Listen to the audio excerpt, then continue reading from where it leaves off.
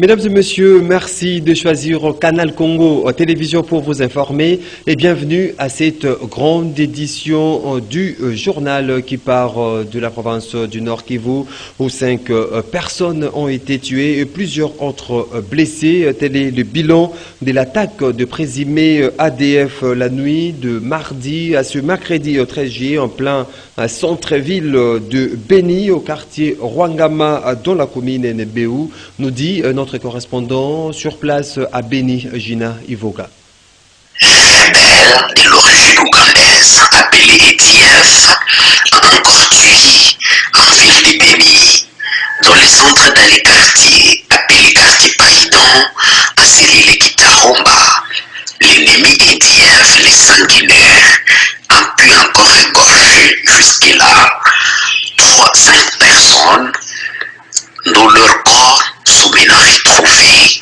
La fouille continue jusqu'à présent pour qu'on sache la suite ou alors le bilan exact.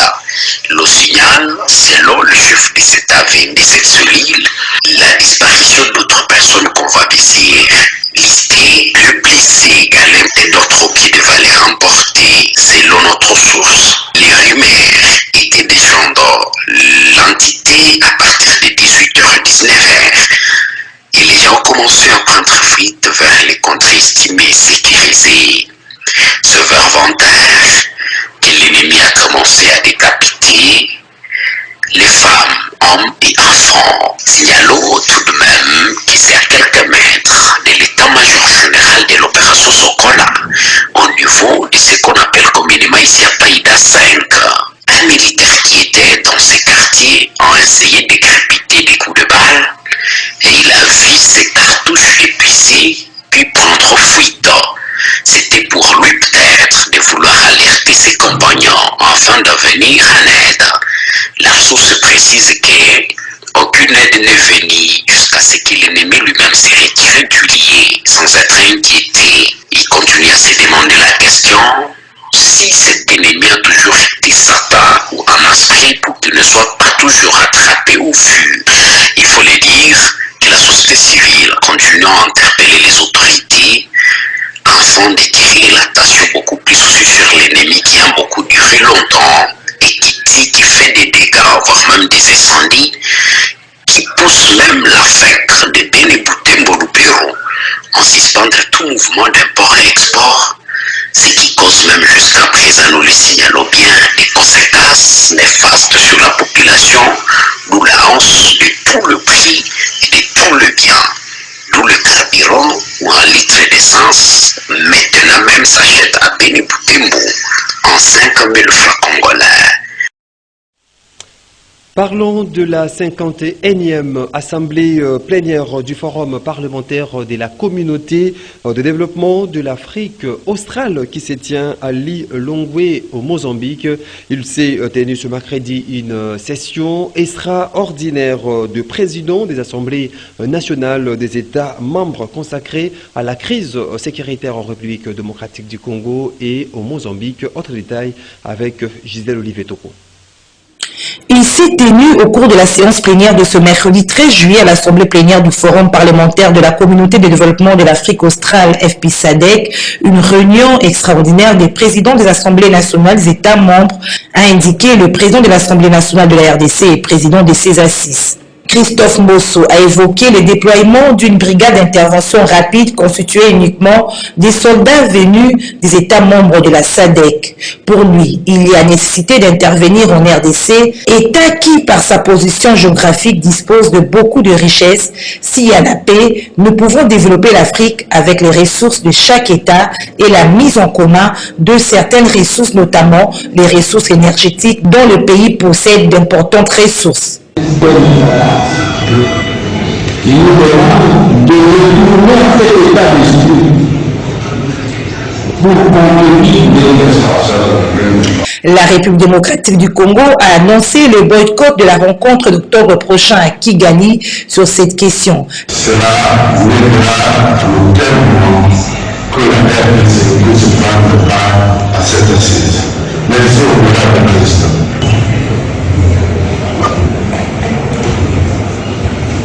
La délégation congolaise joue serré et mène un plaidoyer fort agissant en vue de traiter avec la grande diligence la question de la crise sécuritaire en RDC et au Mozambique principalement pour obtenir la condamnation du Rwanda par les États membres de la SADC face à l'agression d'une partie du territoire congolais. Le préparatif de la 27e conférence de parties signataires de la Convention au cadre des Nations Unies sur le changement climatique COP27 vont en bon train. C'est dans cette optique que la vice-premier ministre, ministre en charge de l'environnement et développement durable, Eve Bazaïba Massoudi, a reçu en audience les corps diplomatiques et ambassadeurs accrédités en République démocratique du Congo. Objectif, les sensibiliser pour la réussite de ces grands événements. Doudou Montieri signe ces reportages. Dans le cadre des travaux préparatoires de la 27e conférence des parties signataires de la Convention cadre des Nations Unies sur les changements climatiques, COP27 en cycle, la vice-première ministre, ministre de l'Environnement et du Développement durable, son Excellence Eve Bazaïba Massoudi, a échangé lundi avec les diplomates et ambassadeurs accrédités en République du Congo, membres du groupe interlayer sur le climat JBEC en sigle. Question de mettre au parfum ces bailleurs de fonds sur l'évolution de ces travaux et de les sensibiliser sur la réussite de ce forum. Joseph Malassi, conseiller climat au cabinet de la vice-première ministre, ministre de l'Environnement et du Développement durable. La rencontre a terminé autour des préparatifs de l'organisation des travaux préparatoires de la 27e conférence des parties à la Convention cadre des Nations Unies sur le changement climatique en République démocratique du Congo. Comme vous le savez, la RDC a obtenu la confiance des autres États membres de la Convention cadre des Nations Unies sur le changement climatique pour être, ensemble avec la République arabe d'Égypte, le pays co-organisateur, ou alors un peu mieux le pays qui abrite les travaux préparatoires de ces importantes assises. Et au conseiller de la VPM en charge du climat de revenir également sur la thématique RDC Pays Solutions. Et au conseiller de la VPM en charge du climat de revenir également sur la thématique RDC Pays Solutions. La RDC en tant que pays solution et pays propriétaire de ses ressources est censé avoir, parce que comme certains d'entre vous le savent, après l'accord de Paris de 2015 et plus précisément l'article 6 de l'accord de Paris, les pays qui disposent des ressources forestières telles que les nôtres, s'ils peuvent mettre ces ressources forestières en conservation pour le bien de l'humanité, la séquestration du carbone forestier, eh bien ces pays sont en mesure de gagner ce qu'on appelle le crédit carbone ou la finance à travers la récompense aux services écosystémiques, notamment les services de séquestration de carbone. La consolidation du leadership environnemental et climatique de la RDC demeure le cheval de bataille de son Excellence Eve Bazaïba Massoudi. Lancement, c'est jeudi 14 juillet 2022 par le ministre de l'Enseignement primaire, secondaire et technique à Lubumbashi du test national de sélection et d'orientation scolaire et professionnelle. Le professeur Tony Mwaba, qui séjourne dans le chef-lieu de la province du Haut-Katanga, va lancer le 18 juillet prochain la session de l'examen d'État édition 2022. Aussi la campagne Pas une école sans banc. Le numéro 1 de l'EPST a fait part de son agenda au gouverneur de cette province. Suivez-les au sortir de cette audience. Comme une année de coutume, je viens de débarquer dans une province. Je devrais normalement chercher comme dans tout village, le chef du village, pour lui présenter les civilités. Je sais que nous avons fait ce matin avec toute notre délégation. Et aussi présenter l'objet de notre présence ici, dans le Haut-Katanga. Comme je l'ai rappelé hier, demain nous lançons pour le compte de toute l'étendue du territoire, de notre société, pour les finalistes de l'enseignement de base. Nous allons également tenir les états des lieux de notre sous-secteur de l'EPST avec tous les cadres provinciaux du Grand Katanga. Et nous allons également lancer la campagne Pas une école sans banc. Ici, dans le Haut-Katanga, ça sera aussi dans le Yolaba. Et nous allons également lancer la session ordinaire des examens d'État, édition 2022. Voilà ce qu'on a pu échanger avec le gouverneur de province par rapport à notre agenda. Pour quelqu'un qui est inscrit dans la vision d'accompagner le chef de l'État, surtout en ce qui concerne sa réforme sur la gratuité, pour laquelle nous essaierons d'évaluer également l'effectivité dans les résultats de lieu. On a été très réceptif et nous a promis son accompagnement comme dans toutes les autres provinces où on est passé avec nos itinérances. Quittons l'éducation pour la santé en mission officielle en France. Le ministre de la Santé publique, Hygiène et Prévention, le docteur Jean-Jacques Mbungani, a été honoré par le maire de Montpellier, Michael Delafosse, avec qui il a échangé de la coopération entre les deux pays dans les domaines de la santé. Suivez. La ville de Montpellier en France a une longue culture internationale. C'est ainsi que son maire, Michael Delafosse, a accueilli chaleureusement le ministre congolais de la Santé en visite dans cette ville. Accompagné de ses hôtes, responsable du groupe Innovi, Dr Jean-Jacques Mbungani a échangé avec l'homme d'État français, très fier du rayonnement de sa ville à travers le groupe biomédical Innovi. Les deux responsables politiques ont partagé leur perception de la coopération entre leurs deux pays dans les domaines de la santé.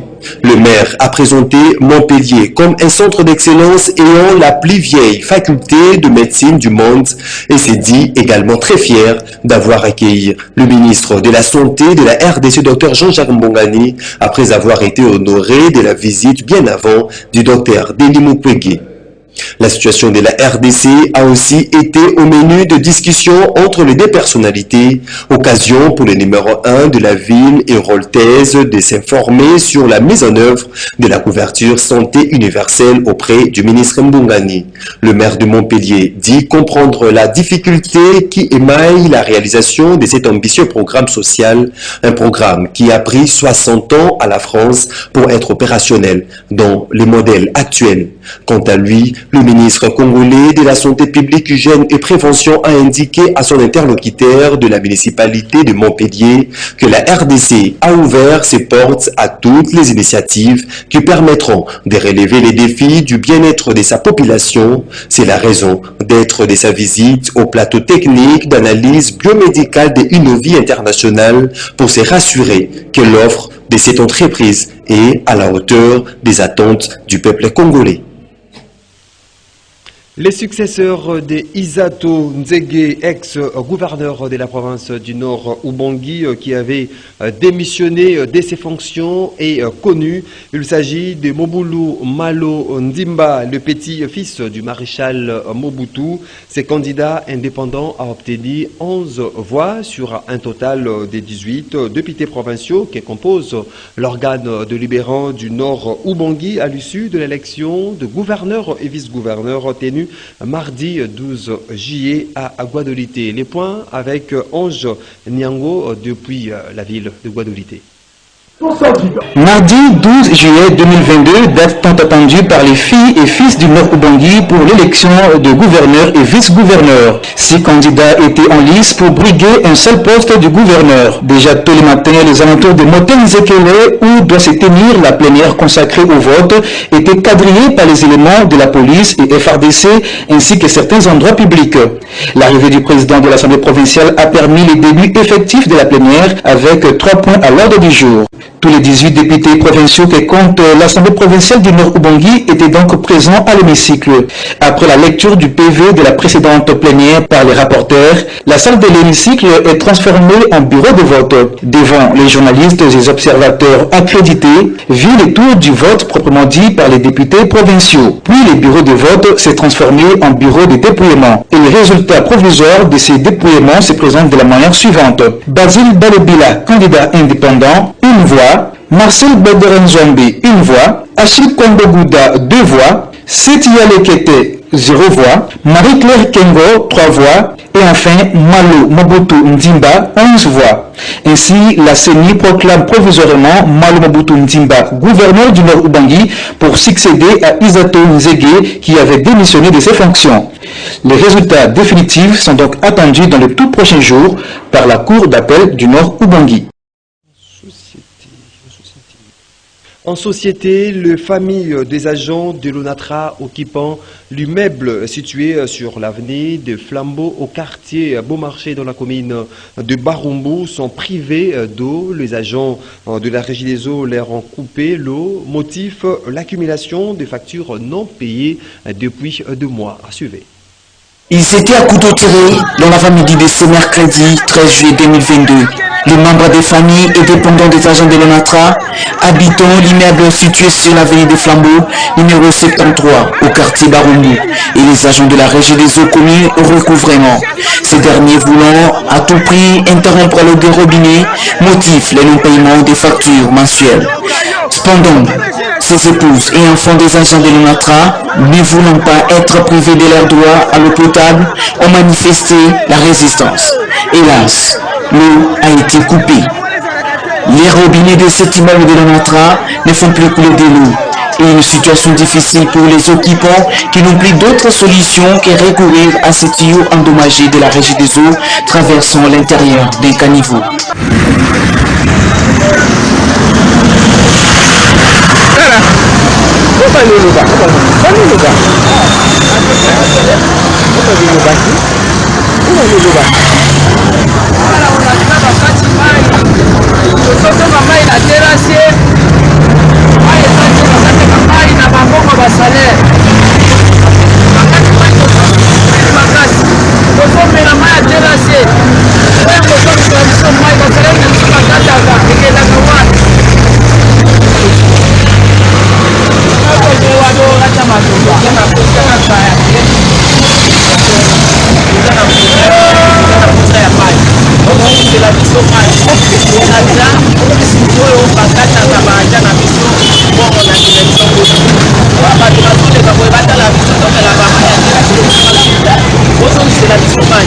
Les familles de ces agents de l'ONATRA ne peuvent pas supporter tous les poids des dettes de consommation d'eau accumulées. La direction générale de l'ONATRA est appelée à liquider les factures vis-à-vis de la Régie des eaux.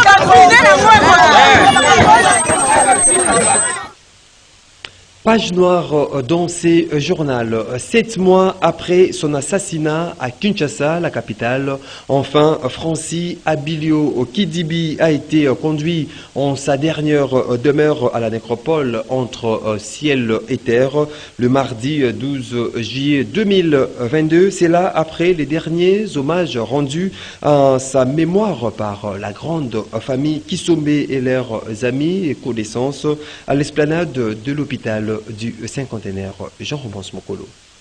Le mardi 12 juillet 2022, la grande famille Kisombe, leurs amis et connaissances se sont retrouvés à l'esplanade de l'hôpital du cinquantenaire de Kinshasa pour rendre leurs derniers hommages à Francis Abilio Kidibi, un jeune homme fauché à fleur de l'âge par des tueurs à gages en janvier dernier et dont le dossier d'assassinat est encore pendant devant la justice. Et on pouvait lire dans le visage de Mélie Kisombe, la mère de Francis, et de tous les membres de la famille Kisombe, une profonde tristesse et douleur de perdre un fils aimable, dynamique et qui avait encore toute la vie devant lui.